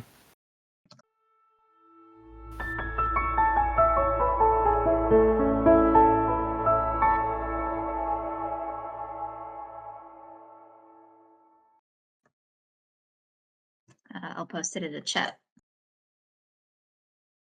Yeah. Okay. So, as you are all in this living room or in the kitchen right now, you have the body of Yvette. Oh my gosh, now I'm mixing up names. You have Oh, no. Oh no, you have the body of Evelyn. You have two keys. You have the body of Evelyn on the ground. You have this strange lump that Bernice is trying to drain into the water, and into the sink. And then Ruby, you are, what were you doing? I mean, like she kind of had that flashback, but I suppose like what she was doing while we kind of saw the killer. Yeah, I guess she kind of like remembers that tea bag that she originally took, and she's like sort of comparing it to, or like stripping it open and see if she can find more about it. Mm-hmm. Okay. So at this moment, you are all in this area, and you all notice one major thing, which is there's no one around. You guys have been talking. You've been holding Evelyn. You've been inside this kitchen for a while. You know you met people when you came here, but it's quiet in this house. The black substance but bounces on the bottom of the sink. And Bernice, you have no idea really what it is. It looks like some sort of flesh of something. Oh, Yvette, poke it with your knife. oh, See if it does anything. I do. It Absolutely. doesn't do anything. Ruby, why would you dream something like that? That's disgusting. Oh, you're having fun, admit it. Okay, maybe a little bit, but if I drank that, I'm going to be very mad at you when I wake up. Or Well, when you that's why tell you me have to about drink it. it in a dream and not in when you're awake. I don't get to make the tea anymore during book club. I Fine, think that's you like fair. that then. So either you all can continue to do something, you can continue to investigate or move out for a little bit more, or you can make the decision that you think what you know what's going on here and try to find your way back to your homes or wake up. Before we do, I'm fine with like going maybe into answering the question, but there is a move that we haven't used yet that we can use if we want to do like one last bit of investigation, maybe, and that's the Gold Crown Mystery move. So there we basically like make up a book that we've read together and like how the protagonist there like was also trapped in a creepy Victorian mansion or something like that. And then we can like say how she got out of that or how she dealt with that problem. And then we can like get a really good roll on the next thing we do. So just putting it out there in case like people want to explore that move. We don't have to. It doesn't work for like answering the question itself, obviously, because then people would never do anything else, I think. But yeah, if we want to do that, I'm open to that. If not, I think it's okay for me if we would just want to answer the question and maybe go back to Brindlewood Bay. Could we use it for getting back, or do we think if we solve the mystery we'll get back? I was kind of assuming that solving the mystery, because usually like a question unlocks an opportunity. So I was thinking that the question probably unlocks like us going back home. But if it doesn't, then that might be a cool way to use it for. Do we still have the letters or the envelopes? Great question. Bernice is going to search her pockets for an envelope. Indeed, you do still have the envelope, yes, and the letter that you don't remember reading. You just remember opening the envelope. Bernice is going to very dramatically hold it out in front of her and open it and close her eyes and hope that she goes back.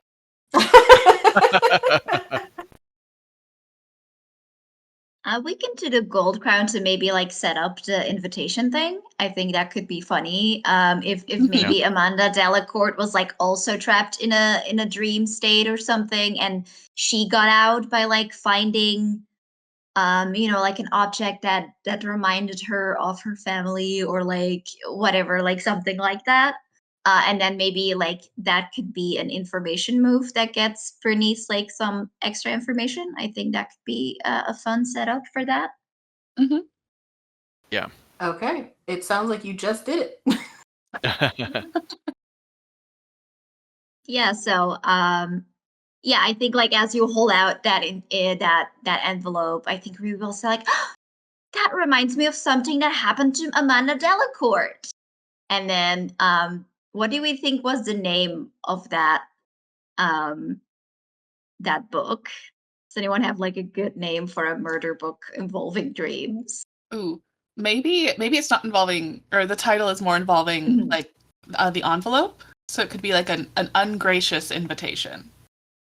Yeah. Ooh, I like that. That's so good. Right. Nice. So yeah, the problem or situation that she found herself in that is similar to us. I think we kind of set that up like that's Amanda also being like trapped in maybe it's like a dream or a time loop or something that could be cool. Like maybe what if she was caught in like a time loop and unless she like solves the murder or something, she can't go home again. Could I Mm-hmm.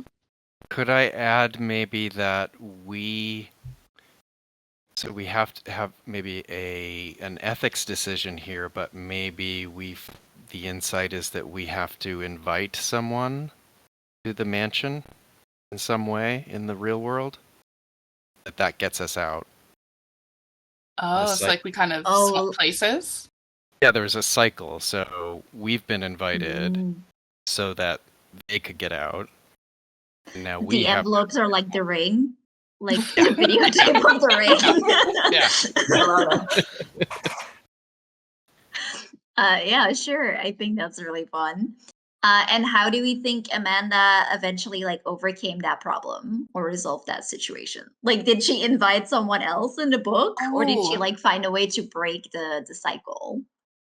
I think she invited someone that she knew was a killer but couldn't prove it. They Mm. kept getting away with crimes. Mm. So she was like, I have a solution for this. Oh yeah, that's really cool. I like that. Yeah, okay. So Bernice, you can take a 12 plus on your next relevant role. Or we can state a fact about the current situation that the keeper must incorporate. But I think maybe the 12 plus makes more sense. Mm-hmm. Yeah. So I guess, yeah, Bernice is dramatically opening the envelope. And when she doesn't, I assume, wake up back in the bookshop, she takes the letter out and actually reads it. And Ruby and Yvette, are you two doing the same? Sure, Oh, why not? Let's try yep. it. Yep. Okay. I'll say you Cool. all have Oh. your envelopes. Great. So who would like to theorize what happened? Is that how it goes? Is one person sets a theory and then No, who's rolling? Because I know you guys used I the see. 12 plus, so you should automatically get like a win. But I want to know who was doing I'm assuming it's Bernice. Seems Oh, like yeah. Yeah, I So think we set sort of Bernice up for the investigation Okay. move, the meddling move, sorry. Yeah. Okay. If you go all the way up to the top, you guys will see the plethora of clues you've been able to obtain from really good rolls. Like everyone just kept rolling really well, which is great. But obviously, you don't use all of these. You're just going to use the ones that you think make sense for however this thing happened to this woman, essentially. Oh, I'm sorry. I don't think we were planning on theorizing with this role. I think we were planning, because I don't think that the golden crown can be used as a theorize role, because that kind of determines if it's correct or I think we're trying to meddle. Oh, you're doing a medal. Yeah, I think we're Get trying like to get like some last clues in before we get to theorize, because like as Ash is saying, we can't use it for theorizing. Okay. What were you looking for in particular? I Other than think, like who did it?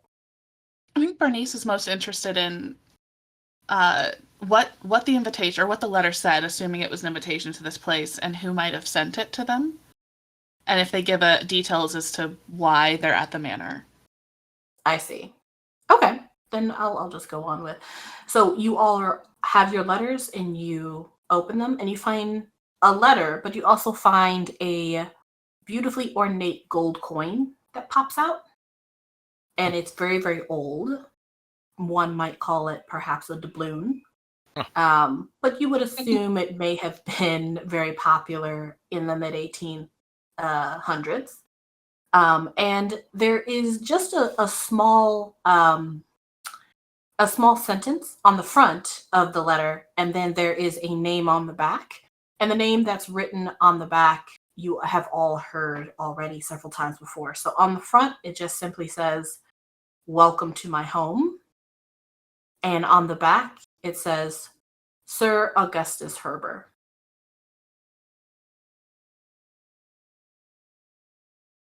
And does the letter say anything additionally? It does not. You would inference from this that certainly you got an invitation, How you got here is still unclear because you don't have that memory, but you know that you were quote unquote invited by the owner of the home. For what purpose? Not sure at the moment.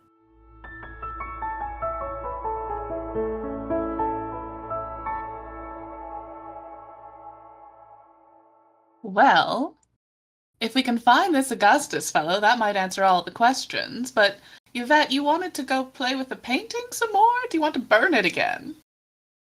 No, I don't want to burn it again. I wanted to compare the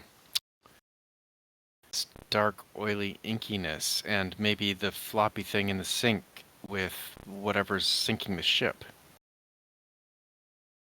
They're all the same, no? Yeah, if you want to just go and Take it off the wall. yeah, just look at it. I don't know if you guys put it back on the wall because the housemaid didn't seem to True. care that much.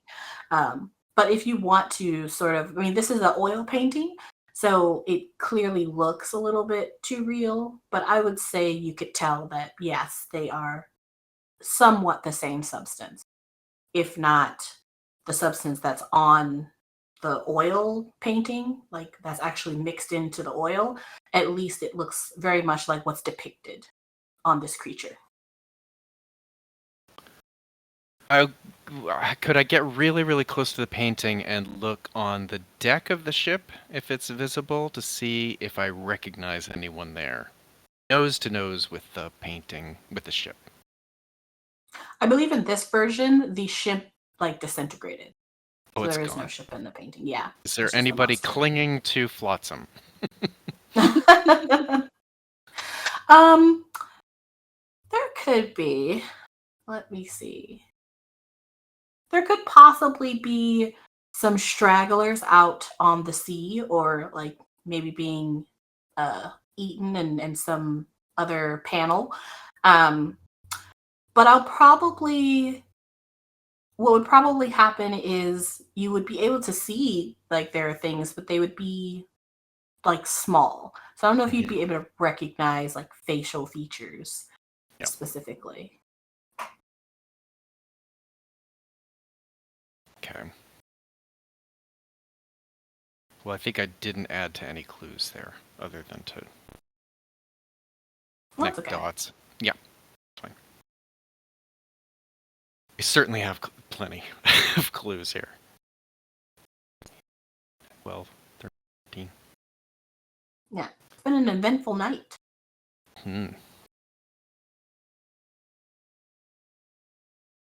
Anything else from anyone? Anything else you'd like to look at? If not, I will go ahead and move to the closing. Yeah, I'm fine to close out. Okay. You are all standing sort of in this room, quite confused about this whole predicament. And I will say that your memory of Amanda Delacourt's adventure was quite similar to how you all find yourselves back in the Murder Maven's clubhouse, or your bookstore on the second floor. I will say that each of you can think of a person or someone or some individual as you open your letters. And as you think that name automatically, you find yourself back in the club. Now, you've learned a lot in this strange adventure, this high occult adventure, but there are still a lot of things that won't be answered, because the second mystery of what even happened is kind of still going to tickle your brains for a while. However, what happened to Evelyn, the housemaid? And I don't think you guys ever learned her last name, but her last name was McCurdy. What happened to Evelyn, the shy and nice housemaid that you only met for a moment in this strange and mysterious house that seemed to be nowhere, but also both familiar at the same time? What do we think? I would put out there that she seemed like maybe a ghost, or maybe a bit of fiction. There was something, even when she was alive, she wasn't really real. She had trouble moving outside of her role in script. Maybe she's a character in a book. Are we into the theorize mode now? Yes, Or okay. Yeah, I would assume that that's what we're getting into. If you guys want to kind of just maybe chat about what you think happened before you like choose your clues that you're going to piece together before we theorize. Yeah, I really like the idea of the ghost. Also because we have, like the body was cold, there was like oil and stuff, and we have the clues about the ship. What if she wasn't made in this house, but she drowned on a ship? Yeah. That's like why the body is so cold, right? Even though she was like right there. And maybe also like why she can't really break out of that rule. Like maybe that was like the last day before she went on that ship. And what if she was sort of like the oil is maybe representative of like it not being an accident, right? Like the ship exploded on purpose. And maybe we have like quite a few clues about Mr. Herbert. I think we could either then kind of say like, oh, he obviously set it up, and like the guilt of it is kind of what keeps this going, or alternatively, if you want to, I don't know, get maybe a little bit more soap opera with it or something, maybe he had like, an affair with Evelyn, or a more paternal relationship or whatever, and like his love essentially for her like keeps her there, and he invited us specifically so that we could sort of like solve the murder and give Evelyn peace, so that she like doesn't have to keep going through this, and her soul can like find peace or whatever. Something like that seems, with the clues that we've gotten, seems pretty cool to me. Oh, I do you like think that. maybe because he was a like a businessman, like maybe he owned the ship, and for like insurance fraud or something, blew it up, and then accidentally ended up killing people he didn't mean to kill? Oh, maybe a tea. Oh, so it's like a little bit of both. Yeah, and maybe it's a tea business, so that's why the malice of the action got mixed with the tea bags. I like that. And maybe like also like her making the tea was like some kind of ritual, between them. So it's like this weird, like that has become the focal point of it all, even though like that's not necessarily like why or how she died. But I like that, a tea business. That's cool. Or in the real scene of the crime, if there's so much tea spilled, there's like a tea party situation where the water would actually become dark, That's great. Yeah, I love that. Very cool. It sounds like you guys have your mystery solved. I will say, as you kind of choose the clues that are going to go with your theorize, RP wise, you write down essentially who you believe, harmed this woman, or that you write down the story of this woman essentially on one of the envelopes and send that out. And that's kind of you closing the chapter on this. So who would like to connect the clues, roll the die?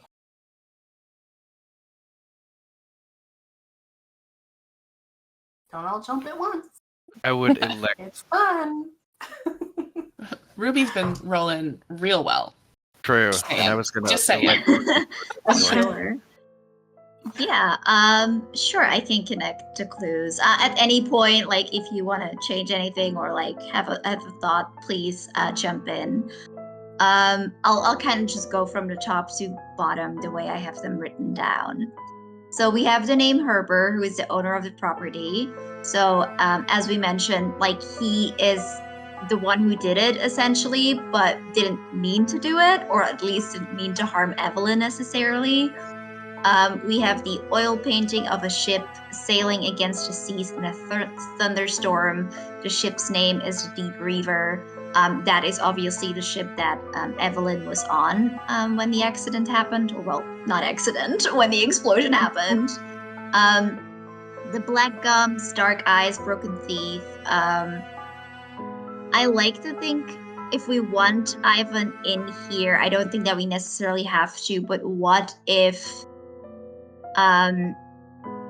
actually, like, he and Evelyn, like, if this is all centering around Evelyn, like, what if she just, like, keeps imagining him because she was, like, scared of him?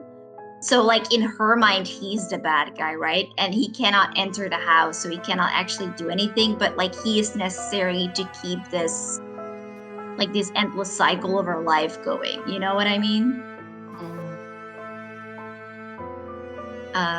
Then we have the painting holds a secret. So when it is burned, it reveals a giant old slick creature devouring the ship. I think here the important element is, like, the burned. Like, the creature is, like, that's not what happened, but the ship burned down, like there was an explosion. We have the grandfather clock. I think we can just easily say, like, that's the time of death. You know, like, that's a very classic ghost thing, that the clocks, like, keep chiming on the exact moment that she died. Perfect. There is no evidence anyone actually touches or moves in this house. Again, that's sort of reconfirming that this is, like, a ghost story. Like, nobody's in that house. Evelyn just keeps reliving that day. Which is also probably, like, not a capital C clue, but, like, narratively, I feel like maybe that's why she was, like, so flustered and confused when we entered. Because that's probably, like, for her, like, wait, this isn't, like, what is this? This never happens, because, like, it couldn't have happened before this. The strange black liquid seeps from the dead. That is, as we've established, like, the tea connection here with the oils and the teas. The body is ice cold because she was already dead. She burned/drowned, maybe. There are no footprints that can be found in the house or outside except Ivan's. I think we can either say that he's, like, the only real person. I think that could also be cool if we want to change the before bit a little bit. Like, what if he actually is the groundskeeper? And, like, even though nobody lives here anymore, he's, like, still paid to do that by Herbert because he knows that Evelyn, like, needs it to be tidy, you know? And he's just like, fine, I'm not questioning it. And then Mr. Herbert invited you. Again, like, we know that he killed Evelyn but didn't mean to, and he wants to give her peace. He wants to end the cycle. So with that, if I count correctly, we used 10 clues on a level 6 complexity, so we roll +4. So I have to be really bad to mess this up. So let's see. Okay, that is a 6 and a 5 on the dice. Whoa. +4. So that is a 13 total. Holy shenanigans. Well, on a 12 plus theorize, something interesting happens. There is a dark conspiracy happening in Brindlewood Bay, as the Mavens know. But this adventure has done something really interesting. I'm going to say, with that crazy roll, which is amazing, you all are in your main area of the club. You are still kind of talking over this strange happening. I think I said Bernice was kind of writing the story of this woman to, I guess, free her soul. And coming up the stairs, clink, clacking, are shoes of someone.